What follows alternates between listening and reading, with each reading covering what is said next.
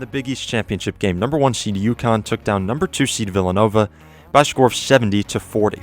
For UConn, Evina Westbrook had 13 points to lead the way. Aaliyah Edwards had 12. Olivia Nelson-Nadota had 11. Azzi, Fudd, Christyn Williams, and Caroline Ducharme had 9. Paige bueckers played 8 minutes in this game, only scored 2 points. UConn is a projected number 2 seed in the NCAA Tournament. They have not lost since February 9th in a game versus these Villanova Wildcats. They are projected to be placed in the Bridgeport region, the same region as North Carolina State, Michigan, and Tennessee. That is a favorable region for them, if that's indeed where they're placed, and if some of those same teams are included. Again, that's just kind of speculation at this point. That's just kind of a projection, and obviously we don't know what's going to happen on Selection Sunday, and we don't know what's going to happen when everybody's seeded. But what we do know is that UConn is the hottest team in women's college basketball right now, and that's something that we've talked about over the last couple of weeks. They've been playing extremely well. Everybody is back for this team. They're as healthy right now as they've been all season, and everybody's starting to pick it up a little bit. And Paige bueckers at this point is really being shelved more or less for the NCAA Tournament. She's playing a little bit here and there, had a 16-point game early in the Big East Tournament, but for the most part has not played a whole lot towards the end of the regular season and into this Big East Tournament. But once we get into the NCAA Tournament, Paige is going to be playing Paige type of minutes, 25, 30 minutes a night, I presume, because she's just starting to get back into that flow of the game. Remember, she had not played since December 5th, and then she came back on February 25th.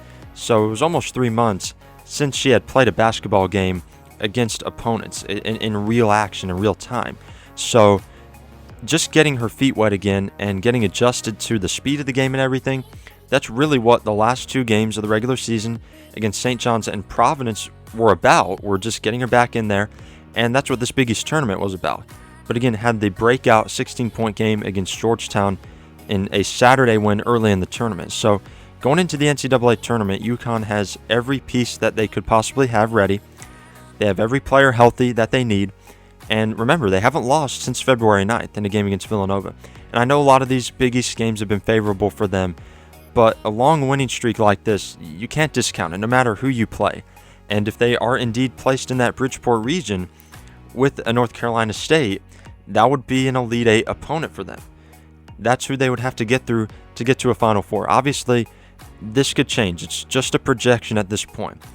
But if you see some of these same teams in UConn's region, I feel good about them getting into the Final Four at least. I don't know what happens from there, but I would feel good about UConn at least getting into the Final Four against an NC State team. If they play them in an Elite Eight, I think UConn would have enough on the interior to keep up with Cunane, and they would have plenty of perimeter help on the outside.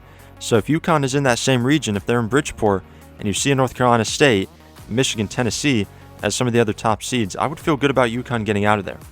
Most outstanding player of the tournament was Christyn Williams. Had a really consistent tournament all the way through. Had 9 points there in the championship game, but all the way through was super consistent and has had a great senior season here for UConn. They are now 26-5 overall.